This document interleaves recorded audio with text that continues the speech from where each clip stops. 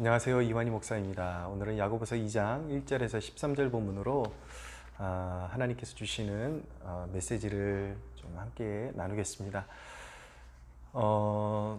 우리가 신앙생활하면서 우리가 신앙의 유익을 얻기 위해서는 하나님의 성품과 하나님이 통치하시고 다스리는 방식에 대해서 우리가 이해를 해야 됩니다. 우리가 구원받은 이후에도 우리가 하나님의 의를 추구하는 새 본성을 가지고 새롭게 태어났지만, 거듭났지만 분명한 것은 무엇이냐면 우리 안에 여전히 옛 본성이 도사리고 있다는 것입니다. 청교도 신학자 존 오웬이라는 분은 그것을 바로 내주하는 죄다, 그렇게 표현을 했습니다. 죄가 우리 안에 내주하고 있다는 것이죠. 죄성이 있다는 것입니다. 그래서 사람이 한 사람의 그 인격체로서 온전한 그 인격을 형성하기 위해서는 교육을 받아야 되는 거잖아요. 그것처럼 한 사람이 온전한 신앙 인격을 갖추기 위해서도 거듭난 이후에 그냥 본성대로 살아서는 안 되고, 하나님의 말씀, 특별히 율법은 하나님의 성품의 반영인 것입니다. 우리가 율법으로 구원에 이르는 것은 아니지만 믿음으로 구원에 이르렀다면 하나님의 율법을 연구하면서 하나님의 성품에 맞는 순종의 삶을 살아야 하는 것이죠. 그 율법에서 어긋난 것들, 하나님의 법칙에서 어긋난 것들을 우리가 죄라고 정의를 하는데, 이 죄된 삶이 우리도 모르게 그 하나님의 그런 법의 가치에서 나온 그런 삶의 양식이 아니라 내 본성에서 나오는 그런 양식으로 삶을 살아가게 될 때에 그 죄악들이 쌓이게 되면 반드시 어떤 좋지 않은 결과를 도출하게 되는데, 우리가 그것을 신앙적인 용어로 열매를 맺는다고 하죠. 하나님께서 우리를 부르신 이유는 선한 열매 맺게 하시고자 하기 위함인데, 결국 말씀에 순종하지 않고 내 본성대로 살아가게 되면은 죄의 열매, 쓰디쓴 죄악의 열매를 맺을 수밖에 없게 되는 것입니다. 하나님께서 특별히 하나님의 자녀들을 심각하게 다루시는 죄목이 무엇이냐면 그것이 바로 차별하는 것입니다. 사람을 차별해서 대하는 것, 이것이 하나님 보시기에 굉장히 좋지 않은 죄악이다라는 것을 오늘 본문이 이렇게 집어서 경고하고 계신 것입니다. 이 말씀의 배경을 이렇게 유추해 보면은 초대교회 때에 은혜를 받았다고 하면서, 은혜의 공동체라고 하면서 외부에서 어떤 사람들이 올 때 그 사람들의 외모를 보고 판단하고, 어떤 좀 말쑥하게 차려입은 사람이 오면 좋은 자리로 이렇게 안내를 하고, 허름한 옷을 입은 사람들이 오면 본체만체하고 그리고 소외시키는 그러한 모습이 있었던 것 같습니다. 바로 이러한 모습이 사도 야고보는 하나님께 크나큰 죄가 되는 것이라고 기독교 공동체를 향해서 경고하고 있는 것이죠. 자, 우리 또한 얼마나 믿는다고 하면서 얼마나 여전히 그런 죄된 본성으로 사람을 평가하고 판단하고, 그 사람의 그런 교육의 어떤 정도, 어떤 그 사람의 그런 어떤 외모의 그런 가치에 따라서, 눈에 보이는 가치에 따라서 사람을 다르게 대할 때가 얼마나 많은가요? 우리는 습관적으로 그런 행동들을 취하지만 하나님께서는 그런 것들을 소홀히 보지 아니하신다라는 것을 알게 되는 것입니다. 우리가 결코 사람을 차별해서 대우해서는 안 되는 이유가 무엇입니까? 우리가 은혜로 구원받았기 때문입니다. 긍휼로서, 주님의 긍휼로서 구원받은 것이죠. 오늘 본문의 5절에 보면 내 사랑하는 형제들아 들을지어다, 하나님이 세상에서 가난한 자들을 택하사 믿음에 부요하게 하셨다라는 대목이 있습니다. 우리 모두는 가난한 사람들 아니었습니까? 물론 물질적으로 가난했을 수도 있지만 삶의 어떤 환난을 만나고 혼자의 힘으로 해결할 수 없는 그러한 어려운 그런 상황 가운데서 결국 내 자신의 죄성을 보게 되고 내 자신의 한계를 보게 되고 주님의 사랑과 용서를 믿음으로써 받아들이게 된 것이죠.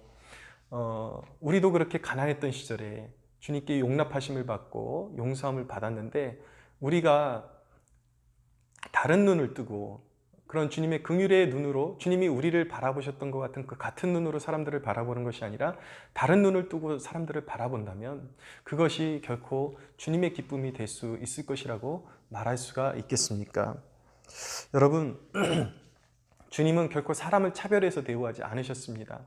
우리의 삶의 모든 그런 동기는 우리의 믿음에서 기인되는 것이거든요. 우리가 믿는 예수 그리스도는 우리를 어떻게 구원하셨습니까? 그분의 십자가는 유대인과 그리고 영적으로 하나님과 관계가 없었던 멀어졌던 이방인을 하나로 묶어주는 사건이었던 것입니다. 때로는 우리도 외인이고 언젠가는 이방인이었습니다. 하나님을 모르고 자격 없는, 유대인의 관점으로 봤을 때 우리는 자격 없는 사람이었습니다. 예수님께서 우리를 품어주시고 그대로 용서해 주심으로 말미암아 아브라함의 자손으로 우리를 입적시켜 주신 것이죠. 자격 없는 우리가 구원을 받았습니다.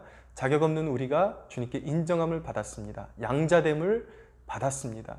하늘의 유업을 누리게 되었습니다. 그런데 우리는 모든 것을 거저받아 놓고 우리보다 없는 사람들, 못 배운 사람들, 이런 사람들에 대해서는 한없이 차별하고 말을 함부로 하고 이런 것들이 몸에 습관으로 배어있는 그런 모습들이 아닌지 우리는 돌아봐야 하는 것이죠. 6절에 보니까 너희는 도리어 가난한 자를 업신여겼도다. 부자는 너희를 억압하며 법정으로 끌고 가지 아니하느냐. 그들은 너희에게 대하여 일컫는 바 그 아름다운 이름을 비방하지 아니하느냐. 예, 당시의 부자들의 모습이 이러했던 것 같습니다. 그러나 원론적으로 가난한 자라고 해서 무조건 주님께 연락되는 것은 아니고 부자라고 해서 구원의 혜택에서 소외되는 것은 아닙니다. 누구나 주님 앞에 나오는 자들을 주님께서는 긍휼히 여기시고 다 받아주시지만 그러나 그 어떤 한 개인에게 있어서 남보다 더 가졌다라는 것이 불리하게 작용할 수는 있다라는 것을 깨달아야 되는 것이죠. 왜냐하면 내가 가진 것 때문에 주님께로 더 가까이 나아가지 못한다면, 내가 소유하고 있는 것 때문에, 내가 누리고 있는 만족 때문에 더 겸손해지고 더 주님 앞에 나아가는데 장애물이 된다면 그것은 그 영혼에게 결코 좋은 컨디션이 아니라고 말할 수가 있는 것이죠. 여러분, 우리는 돌아봐야 합니다. 이게 과거 시대의 부자들의 이야기가 아니라 하나님께서 우리에게 은사를 주시고 그리고 섬길 수 있는 많은 그런 재능과 많은 것들을 우리에게 주셨습니다. 많은 하늘의 축복을 누리게 되었습니다. 근데 그것을 통해서 우리의 태도는 어떤 태도를 취하고 있는지 한번 돌아봐야 합니다. 하나님께서는 우리에게 거저받은 것 섬기고 나누라고 그렇게 우리에게 주셨는데 우리는 정작 하나님께서 거저 주신 것을 가지고 내가 잘났기 때문에, 내가 자격이 있기 때문에, 받을만 하기 때문에 그것을 받고 누리는 것 아닌가라는 태도로, 실상은 말은 그렇게 하지는 않습니다. 많은 사람들이 교만하면 안 되고 겸손해야 된다라는 그런 인식은 가지고 있지만 실제적인 삶 가운데 자기도 모르게 배어있는 그런 본성의 그런 습관들이 툭툭 나올 때가 있다라는 것이죠. 여러분, 하나님께로부터 거저받은 것 때문에 여러분들이 더 낮아지지 못하고 오히려 하나님을 대적하는 일에 쓰임받고 있지는 않은가, 여러분들 돌아봐야 하는 것입니다. 남들보다 더 가졌다라는 것, 남들보다 하나라도 더 재능이 있다라는 것, 그것은 하나님을 섬기고 이웃을 섬기라는 하나님의 뜻 가운데 하나님께서 우리에게 거저 주신 은사라는 것을 기억하는 시간 되기를 원합니다. 8절 이하에 보면 너희가 만일 성경에 기록된 대로 내 이웃 사랑하기를 내 몸과 같이 하라 하신 최고의 법을 지키면 잘하는 것이거니와 만일 너희가 사람을 차별하여 대하면 죄를 짓는 것이니 율법이 너희를 범법자로 정죄하리라. 자, 이 말씀은 결코 율법주의적인 율법으로 행함으로 구원에 이른다라는 그런 말씀을 하는 것이 아니라 여느 복음서와 그리고 사도 바울의 서신과 전혀 대치되지 않는 일관된 말씀을 전하고 있는 것입니다. 진정한 믿음은 무엇인가? 믿음은 구원은 믿음으로 받지만 분명히 그리스도인의 삶은 하나님의 율법의 말씀을 받들어서 하나님의 법, 하나님의 말씀을 받드는 삶을 살아야 열매 맺게 되는 것이고 그 계명을 무시할 경우에 그것은 우리 스스로를 범법한 자로 만드는 것이고 그것은 반드시 좋지 않은 열매를 맺게 되는 폐단을 가져올 수밖에 없다라는 것입니다. 자, 이 대목이 분명히 여느 서신서와 복음서와 동일한 그런 맥락 가운데 있다라는 것을 한 가지 예를 들어드리면 갈라디아서 6장 7절의 사도 바울의 서신 갈라디아서에 보면은 스스로 속이지 말라 하나님은 업신여김을 받지 아니하시나니 사람이 무엇으로 심든지 그대로 거두리라. 무엇으로 심든지 그대로 거두리라. 우리가 심는 것을 거두게 되는 것입니다. 하나님의 율법을 존중하고 사랑함으로 말미암아 이웃을 사랑하고 섬기고 긍휼히 여기면 거기에 합당한 열매를 언젠가 반드시 거두게 되는 것이고, 우리가 하나님의 말씀을 무시하고 인간의 본성대로 이전에 사람을 차별하고 내 이기심만을 위해서 살았던 그 습관대로 계속해서 나도 모르는 습관 가운데 살아가게 되면 반드시 썩은 열매를 거둘 수밖에 없게 되는 것이죠. 여러분, 사람을 차별해서 대우해 보십시오. 지금은 스스로가 잘난 것 같고 나만한 사람이 없는 것 같지만 인생에 반드시 어느 날 환란이 오고 공고한 날이 오게 되어 있습니다. 우리의 믿음을 연단하는 그날이 오게 되어 있습니다. 그런데 심어야 할 때 좋은 것으로 심지 않으면 반드시 썩은 열매를 거둘 수밖에 없다라는 것입니다. 긍휼히 여기지 않으면 사람들에게 냉대받을 수밖에 없고, 여러분들이 도움을 필요로 할 때 여러분들을 도와주지 않는다라는 것, 하나님이 그 도움의 길을 막으실 수도 있다라는 것. 왜냐하면 여러분들을 더 아름답게 빚어내시기 위해서, 더 자녀다운 자녀로 빚어내시기 위해서 그 아픔을 허락하실 수도 있다라는 것을 기억할 수 있게 되기를 바랍니다. 12절에 보면 너희는 자유의 율법대로 심판받을 자처럼 말도 하고 행하기도 하라. 긍휼을 행하지 아니하는 자에게는 긍휼 없는 심판이 있으리라. 긍휼은 심판을 이기고 자랑하느니라. 긍휼은 심판을 이기고 자랑하느니라. 여러분, 하나님의 계명, 하나님의 말씀에 순종하는 것은요, 단순히 법을 지켜가는 정도가 아니라 그것이 바로 생명의 열매를 맺는 길이라는 것을 깨닫는 축복이 있게 되기를 바랍니다. 오늘 제가 지금 이 생명의 삶으로 말씀을 나누고 있는데, 이 하루의 본문이 끝나는 지점에 가면은 항상 묵상 에세이라는 난이 있습니다. 생명의 삶으로 큐티 하시는 분들은 한 번씩 꼭 읽어보실 것을 권면합니다. 여기 한 목사님의 그 간증이 기록되어 있는데, 이분이 개척하셨을 때에 밤늦게 혼자 기도하고 있는데 밖에서 교회 문을 발로 취객이 뻥뻥 차면서 막 욕설을 하고 있는 것을 알게 되었습니다. 근데 이분이 긴장하지 않고 마음을 추스리고 나가서 오히려 늦게 나와서 미안합니다, 무슨 일이십니까? 물었더니 이 취객이 오히려 당황하고 어리둥절한 모습으로 있었다라는 것을 말하고 있습니다.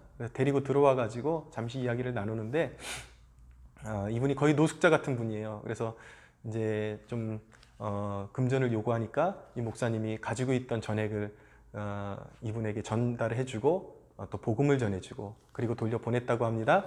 그리고 이제 그 모든 사건을 잊고 있었는데 몇 달 후에 청년들과 함께 모임을 갖고 있는데 교회 문이 스르륵 열리더니 한 신사분이 말끔하게 양복을 차려입고 들어오더라는 것입니다. 근데 자세히 보니까 바로 그때 그 취객, 돈을 얻어갔던 그 취객이었다라는 것입니다.